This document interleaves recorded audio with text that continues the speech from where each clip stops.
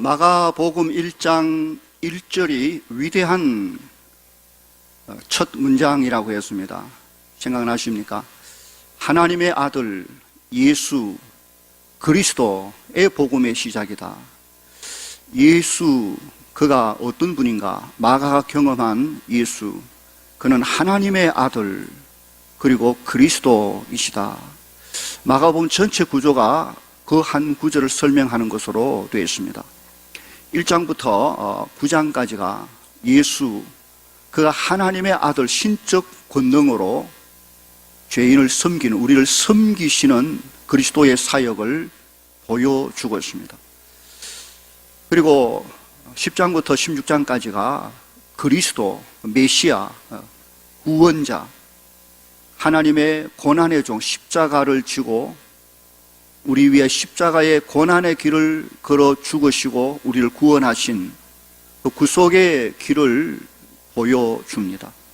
예수, 그는 하나님의 아들 그리고 우리의 그리스도 구주이시다라는 것이 전체 내용입니다. 주님은 그렇게 우리를 섬기러 오셨습니다. 마가복음의 핵심 구절이 10장 45절, 인자가 온 것은 섬김을 받으려 함이 아니라 도리어 섬기려 하고 그리고 자기 목숨을 많은 사람의 대속물로 주려 하심이라 라고 했습니다.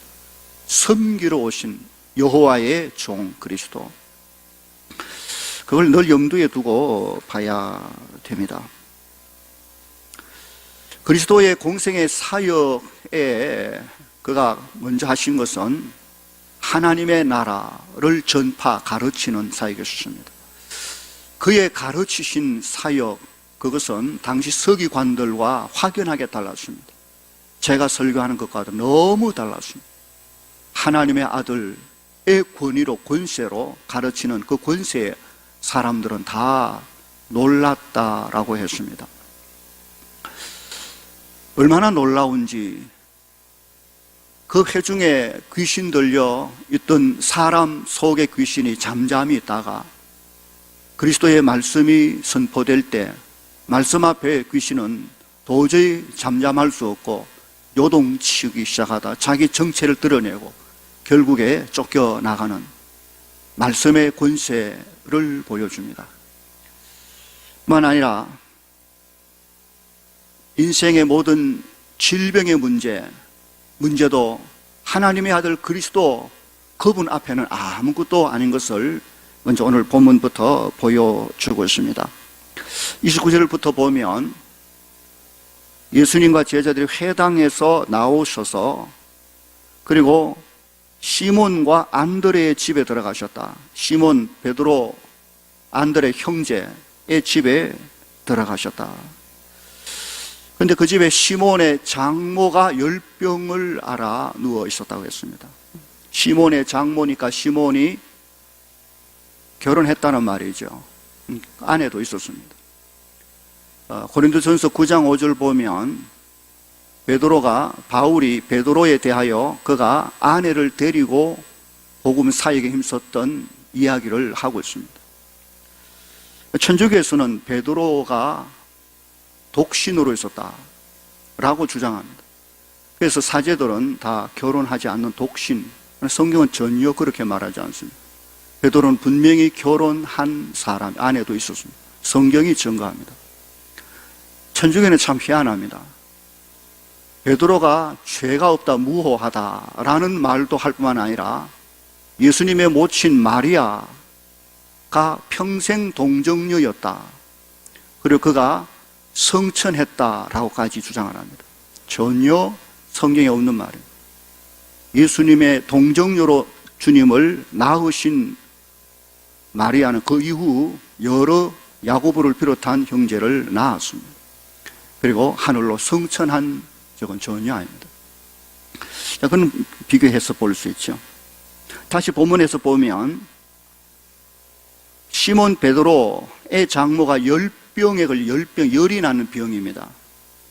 누가는 의사이기 때문에 누가복음에는 좀 더 자세하게 중한 열병, 고열을 동반한 그런 그 당시 그런 병을 불 또는 뼛속의 불의 병이다. 그렇게 할 만큼 위험한 병입니다.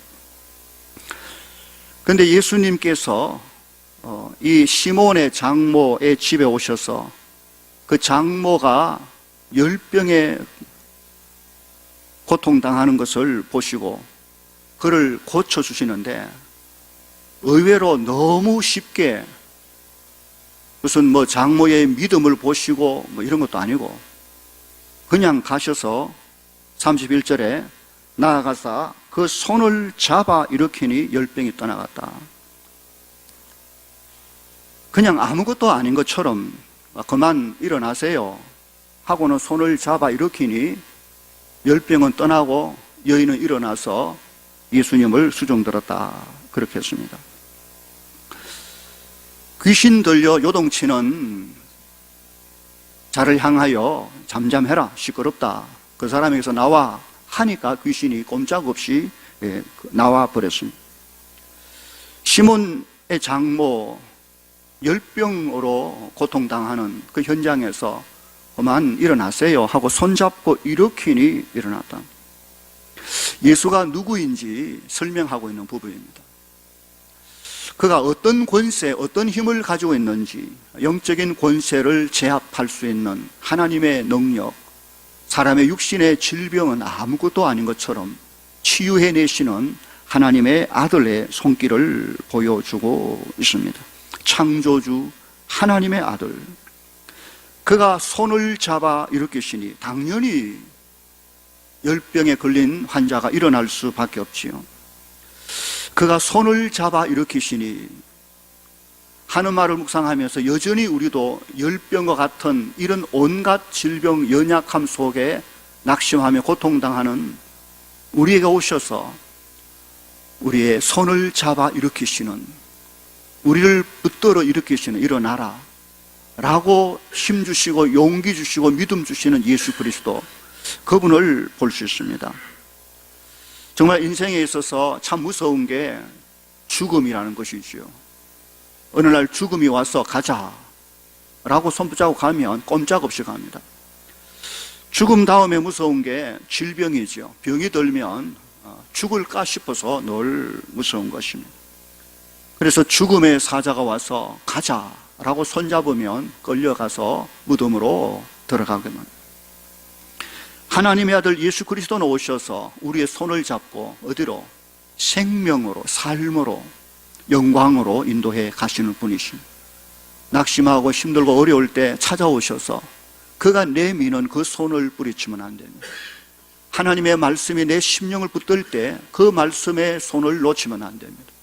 그가 그 말씀이 나를 붙들고 일어나라 라고 말씀하시는 말씀에 우리가 응답하며 일어날 수 있는 그런 은혜가 우리 속에 있어져야 될 것입니다.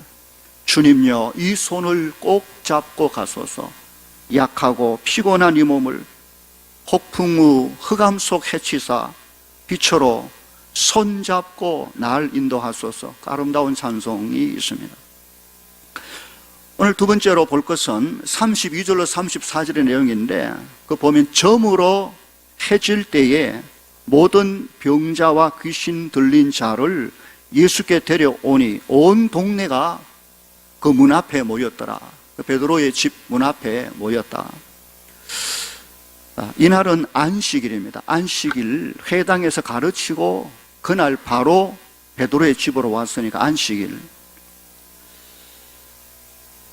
21절에 그 보면 제자들과 가버나움에 들어가서 그 회당에서 가르치는데 안식일이요.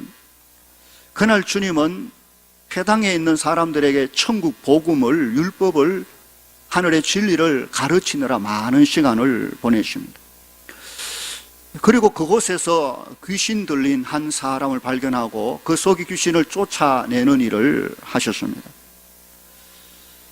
그리고 그 회당에서 나오셔서 바로 베드로의 집 장모의 열병을 고치는 그 일이 있었습니다. 32절 보면 벌써 날이 저물어 해가 질 때가 되었습니다. 안식일이 끝날 때가 되었다. 유대인들의 날은 우리는 아침부터 밤까지지만 그 사람들은 그날 해질 저녁부터 다음 해질 저녁이 하루입니다. 그래서 해가 지면 하루가 지나간 겁니다. 그러니까 안식일에 이런저런 일 하시고 해가 졌으니까 안식일이 끝났습니다. 저녁부터는 이제 안식일이 아니죠. 다음 날입니다. 안식일 다음. 그때 온 동네 사람들이, 동네가 다 예수님이 계신 곳으로 모여왔다. 온갖 병자들, 귀신 들린 자들 다 데리고 왔다. 유대인들은 안식일날 아무것도 안 합니다. 아무것도 안 합니다. 그래서 안식일날 뭐 하면 안 된다. 딱 기다렸다가 해가 딱 지는 순간 안식일 끝났다 하니까 아마 사정없이 몰려 들어온 것입니다. 그러나 주님은 안식일 여전히 열심히 일하셨습니다. 온종일 일하셨습니다. 해가 지고 안식일이 끝나자마자 사람들은 기다렸다는 듯이 온갖 병자들을 데리고 주님께 나온 것입니다.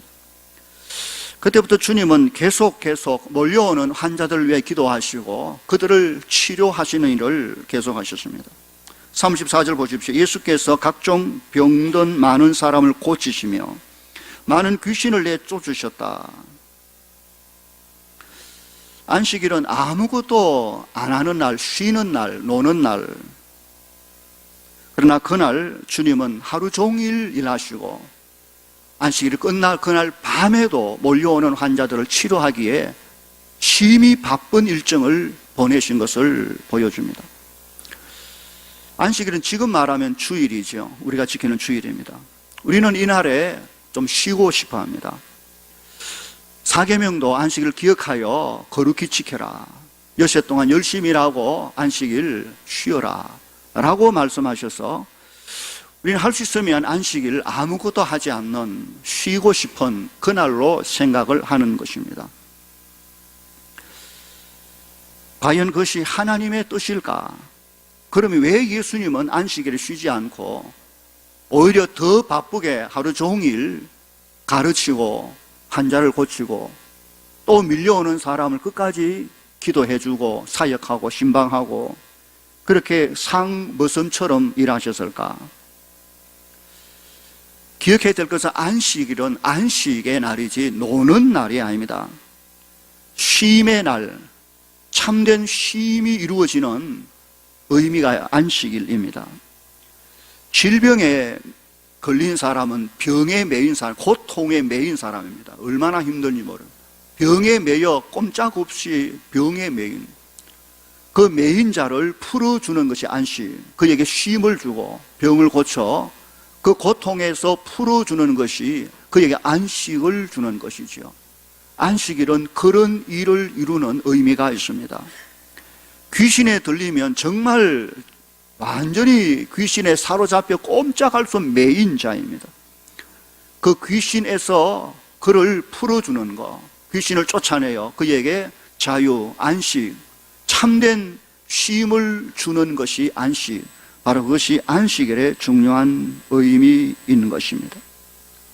하나님은 안식일에 일하셨고 내 아버지 일하시니 나도 일한다 라고 주님 말씀하셨고 우리도 안식일 주의 날 노는 날이 아님을 기억하고 진정한 안식을 위하여 일하는 날, 참으로 누군가에게 필요한 안식을 제공하고 영적 안식을 누리며 만족하며 기뻐하는 날, 주께서 우리에게 그런 은혜, 평안, 안식의 은혜를 주셨다면 우리는 그 받은 은혜, 이 안식, 참된 내 영혼의 쉼, 이 은혜를 누군가에게 나누기 위하여 주님과 함께 어쩌면 또 일하는 날입니다. 예배를 섬기는 일, 찬양대로 봉사하는 일, 교사로 또 식당의 여러 모든 교회 공동체에 누군가를 섬기는 것은 안식일에 성도가 할 수 있는 참으로 소중한 주의 일이 아닐 수가 없는 것입니다.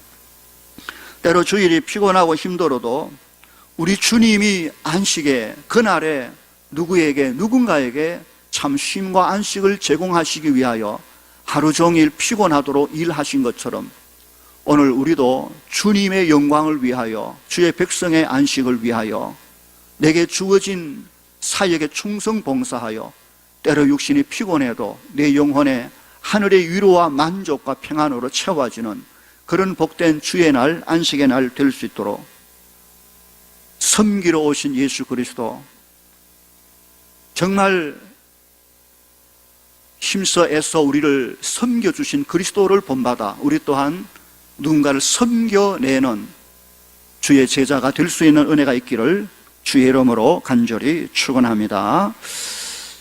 오늘 세 번째로 볼 35절입니다. 35절 함께 읽어볼까요? 시작. 새벽 아직도 밝기 전에 예수께서 일어나 한적한 곳으로 가사 거기서 기도하시매.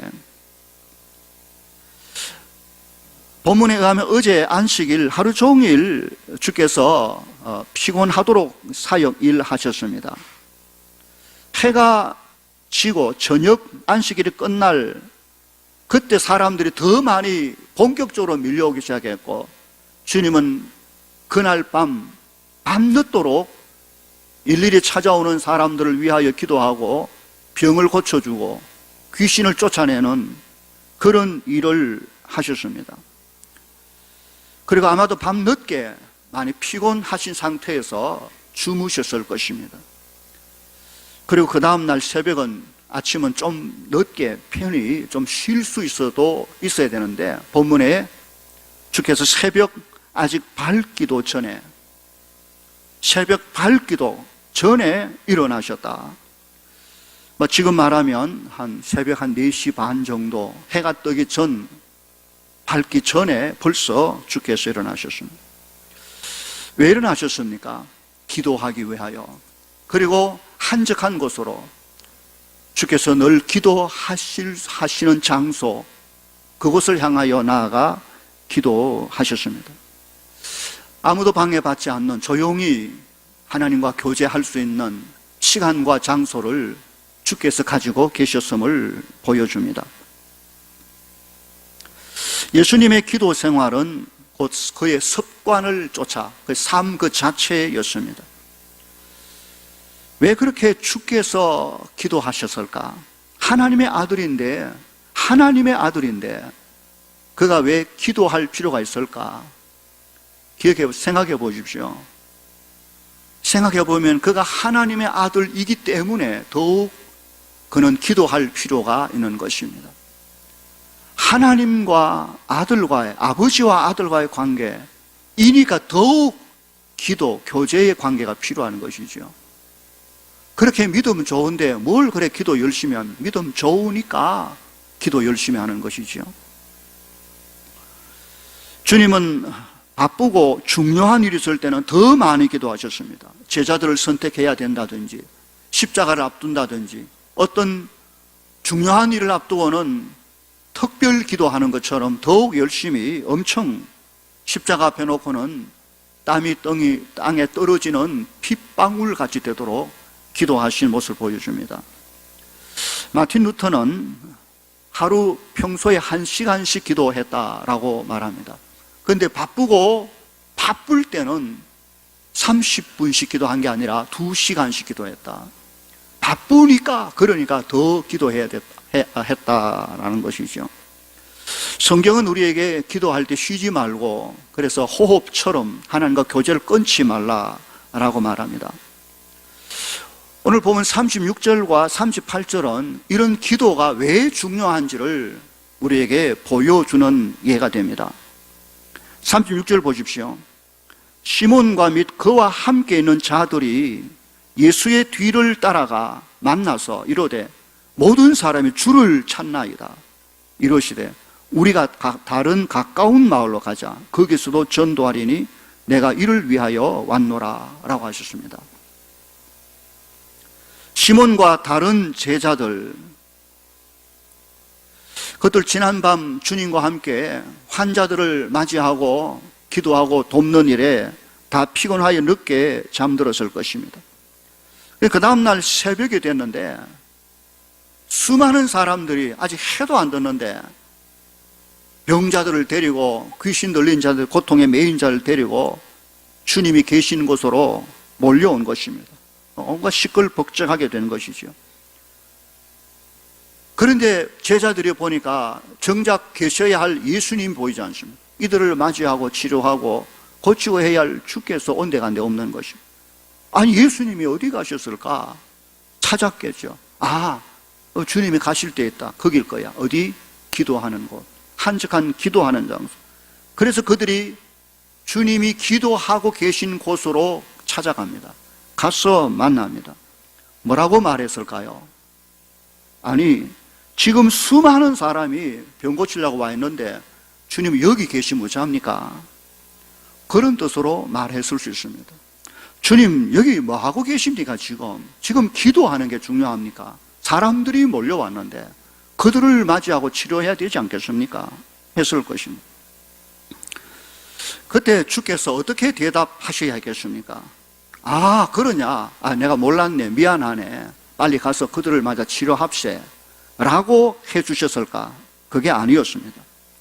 주님은 제자들의 그런 요청이 있을 때 이런 지하에 말씀하시기를 우리가 다른 마을로 가자. 여기 있으면 안 되겠다. 거기서도 전도해야 된다. 내가 이를 위하여 이 땅에 왔노라 라고 하시며 그 많은 환자들의 기다림에도 불구하고 제자들의 요청에도 불구하고 그것을 거절하시고 돌아서서 다른 마을로 가버리신 예수님이십니다. 왜 그렇게 하셨을까요? 예수님의 오신 목적이 뭡니까? 이 땅에 병을 고치기 위하여 오셨습니까? 그게 아닙니다.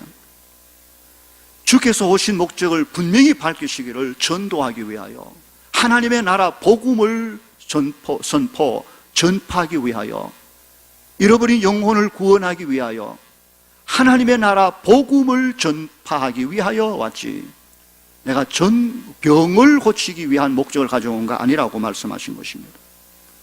주님은 그 바쁜 일정 몰려오는 사람들 그 틈에 그가 이 땅에 오신 목적, 이 땅에 필요한 것은 병을 고치는 것도 중요하지만 더 중요한 것은 하나님의 복음을 듣는 그 일이 이루어져야 되는 목적을 결코 놓치지 않았습니다. 주께서 조용히 하나님 앞에 한적한 곳에 기도하실 때 기도가 무엇이겠습니까? 나를 보내신 하나님의 뜻이 무엇인지 묻고 하나님께서 자신을 통하여 하셔야 될 일들이 뭔지 주님은 매일매일 점검하실 때 주님은 자신이 이 땅에 오신 그 목적을 결코 놓치지 않을 수 있었던 것은 바로 기도에 있었다. 그 하나님 앞에 아무리 바빠도 바쁠수록 더 일찍 일어나 새벽 한적한 기도의 장소 그곳에 주님을 만나 자신이 해야 할 이 땅에 오신 목적과 사명을 놓치지 않을 수 있었던 것은 기도의 힘이었다는 것이죠. 기도하지 않는 제자들은 어떻습니까? 그들은 왜 주님이 자기들을 제자로 불러주셨는지 그 목적을 잊어버렸습니다. 그들이 주께로부터 부름을 받을 때 분명히 내가 너희를 사람을 낚는 어부가 되게 할 것이다. 사람을 낚는, 사람을 구원하는, 사람에게 영원한 생명을 주는 복음 전파의 사명을 위하여 너희를 부른 것이다 라고 분명히 말했습니다. 그러나 피곤에 지쳐 기도를 잊어버린 제자들, 그들에게 이미 자기들이 해야 될 제자의 사명과 본질을 잃어버린 것입니다. 자신들이 하나님 나라 복음 전파에 부르심을 받은 종이 아니라 몰려오는 수많은 환자들을 고치고 그들로부터 인기를 얻고 그들로부터 대단한 존재로 인식되어지는 것이 점점 부각되어지니까 목적을 잃어버리고 만 것입니다. 그들은 자신들이 해야 할 복음 전파의 사명보다 놀려오는 사람들의 병을 고쳐주는 그 일에 온통 신경이 빠져 있는 것입니다. 목적을 잃어버린 것입니다. 병 고치는 일도 중요하고 분명히 돈 버는 일도 중요하고 사업도 다 중요합니다. 그러나 그 어떤 것도 하나님의 나라의 복음 전파, 한 영혼을 구원하는 일보다 중요한 것은 없는 것입니다. 이 세상에 우리가 할 일이 얼마나 많지만 그 많은 삶 속에 하나 있다면 하나님의 영광을 위한, 하나님의 영광을 위한, 기쁨을 위한 오늘 내가 해야 될 그 목적 하나 잃어버리면 아무것도 아니죠. 기도하지 아니하면 바쁜 이 모양 저 모양 삶 속에 우리의 정신도 삶도 그냥 휩쓸려 정말 내가 태어나고 구원받고 해야 될 사명을 잃어버릴 수 있다는 것을 우리에게 보여주는 것입니다. 기도하지 아니하면, 하나님 앞에 서지 아니하면 내가 누구인지, 내가 뭘 해야 되는지, 그가 내게 준 목적을 잃어버리고 상황과 형편에 따라 그냥 흘러가 버리고 마는 것입니다. 기도하지 아니하면 삶은 무지무지 바쁜데 이것저것 막 바빠서 지금 시간도 없는데 다 살고 보면 왜 살았는지, 몰래 살았는지 알 수 없는 것이 기도하지 아니하면 그것을 잃어버리게 되어지는 것입니다. 기도의 자리는 내가 누구인지 찾아내는 자리입니다. 기도의 자리는 내 사명이 무엇인지 확인하는 자리입니다. 기도의 자리는 오늘 내가 어떻게 누구를 섬겨야 될 것인지 하나님으로부터 지시받는 정말 소중한 자리인 것입니다. 하나님 앞에, 말씀 앞에 자신을 살피고 점검하는 소중한 시간. 요즘 새벽 시간에 잠언의 말씀을 우리 부교육자들이 얼마나 주옥같이 잠언의 말씀을 해석하고 설명하는데 듣고 있으면 너무너무 좋습니다. 정말로 이 귀한 말씀을 다 들었으면 좋겠는데 새벽에 정말 소중한 생명의 말씀들을 붙들고 내 심령에서 지혜를 채워가는, 그래서 내 삶의 본질과 목적을 놓치지 않는 것이 기도입니다. 매일 새벽 기도 아니면 집안에서 기도, 하나님과 영적 교제하는 이 기도의 시간, 그래서 참으로 소중합니다. 새벽을 깨우는 기도의 시간을 놓치지 않는 사람은 결코 자신의 길을 잊지 않는, 잃어버릴 수 없는 사람일 수 있음을 기억해야 될 것입니다. 기도는 하나님과 교제입니다. 오늘도 성찬식을 거행하는 이 예식은 주님과 밀접하게 교제하는 기도의 방식입니다. 주의 말씀을 먹고 그 살과 피를 먹고 주님으로 말미암아 내 영육이 건강해져 가는, 주님과 내가 하나가 되어지는 기도. 성찬의 의미는 그런 그리스도 안에 있는 풍성한 교제를 누리는 복된 시간임을 기억할 수 있기를 바랍니다. 오늘 여기까지 말씀을 드리고 성찬식을 시행하려고 합니다. 하나님의 아들 예수 그리스도, 예수 그분이 누구인가를 조금씩 마가복음을 통하여 경험해 갈 수 있기를 바랍니다. 여러분, 내어드리는 바이블기를 통해서도 하나님을 알아가는 놀라운 지혜를 차곡차곡 우리의 심령과 삶 속에 쌓아갈 수 있기를 바랍니다. 오늘도 하나님 위로하심과 은혜가 우리의 심령과 삶에 가득하기를 주님의 이름으로 간절히 축원합니다.